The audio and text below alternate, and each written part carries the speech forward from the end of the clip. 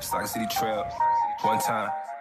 On my way downtown for the girl who got the guarantee. Man, I killed the town. 7-seater in the Cherokee. White on white ghost. That's my little Amber Rose. Let the top peel back. Let the soccer see the mat. Little shorty front away.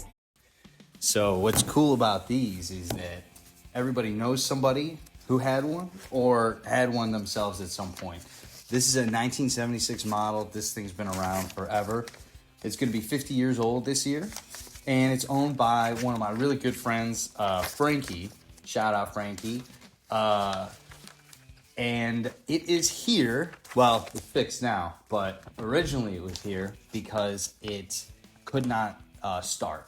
And he did some initial diagnosis, my buddy, and found that there was no spark at the spark plug. And at this point, when he found that out, he did a bunch of work himself, changed out a bunch of parts. I think he changed out the point system. He bought a new ignition coil for it, but that ignition coil did not fit. It was a different design. He bought a new carburetor for it, didn't get a chance to put it on. New throttle cable. I don't think he got a spark plug. I can't remember if he did or not.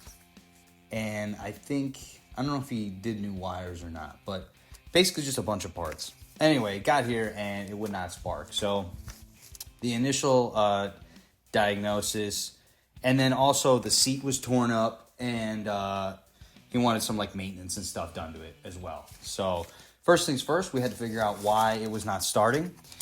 He said it did when he bought it, and then it sat for a little bit, and then it wouldn't after. So we went back through and checked a bunch of stuff. One of my good homies, Jake, actually was out here helping me with this thing originally when I got it. I think we put like a whole day into it, just trying to figure out what the heck was going on. But ultimately we found the point system. We had to adjust the timing and the points gap a little bit. It was a little wonky. And then once we got that straightened out, the spark plug was pretty fouled. We put a new spark plug on there. That didn't do it. And then I was just kind of going through the system, and I decided to just bang on the condenser a little bit to see if it would work. And sure enough, a couple taps with a hammer and on the condenser, and all of a sudden we had spark again.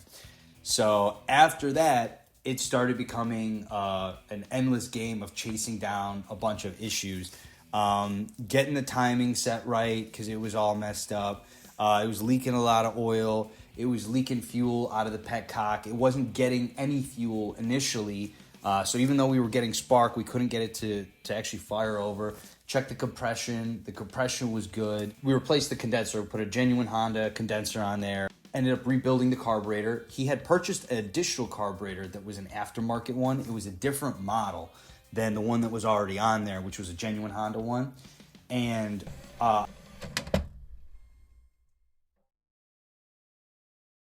did modify that one to fit, and I did get it started and running with that one since that one was all good to go and didn't need to be rebuilt or anything. But it was such a different design. It was a very generic carburetor that you would put on, you basically can't purchase the carburetor for this one anymore. It's no longer in production. So it'll work on one of these, but it's not ideal.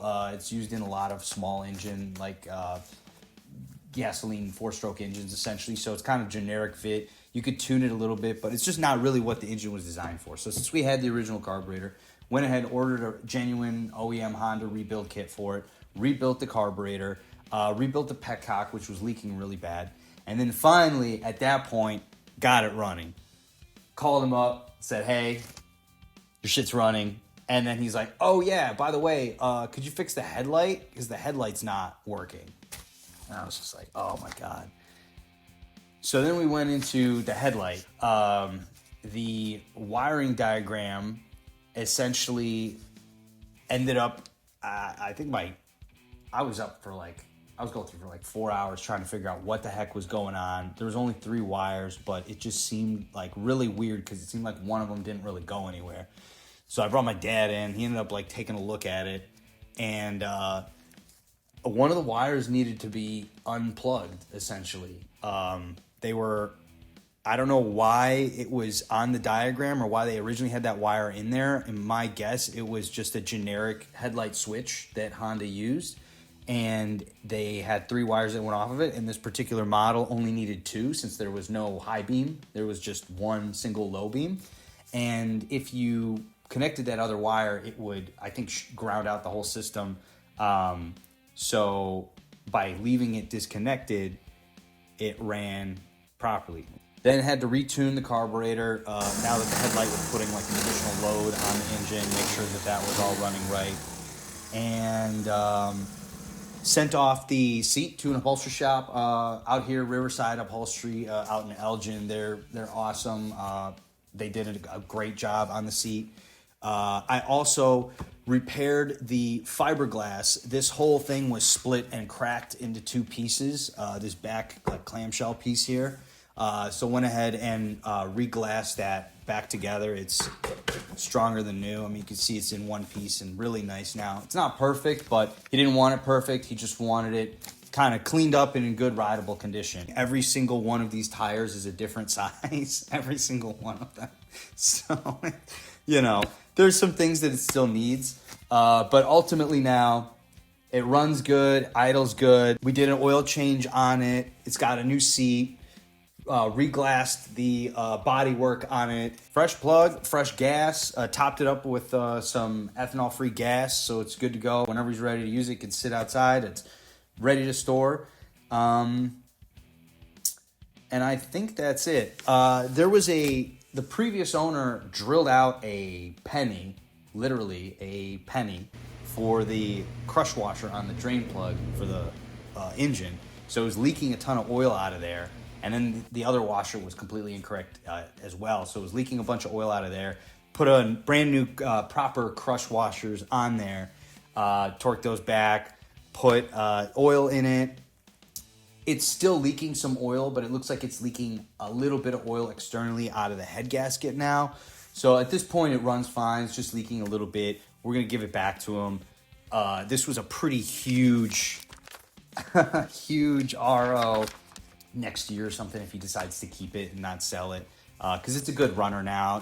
For someone else, this would make a great little project to finish up. Or if he decides to bring it back and finish it up, what we're going to do at that point is we'll swap out the head gasket. When we do that, we'll put like a fresh crosshatch on the cylinder walls, because they're in good shape. It's got good compression, and just kind of clean everything up. Make sure I did check the valve clearances on this; they are good to go. So this thing's really, I mean, overall, it's in really good shape. So I'm excited to get it back to him. This is a little bit of a shorter, less dramatic video. I apologize. I've just been kind of busy. But, yeah, hopefully you guys enjoyed. And if you guys need anything fixed, my email is classicssuperbikes@aol.com. Shoot me an email. Get you in, get you taken care of. I done got me a 10. You know I'm about the business. I don't want no limit. I get what I want on the man. Ain't never been about to gimmick. They can't get a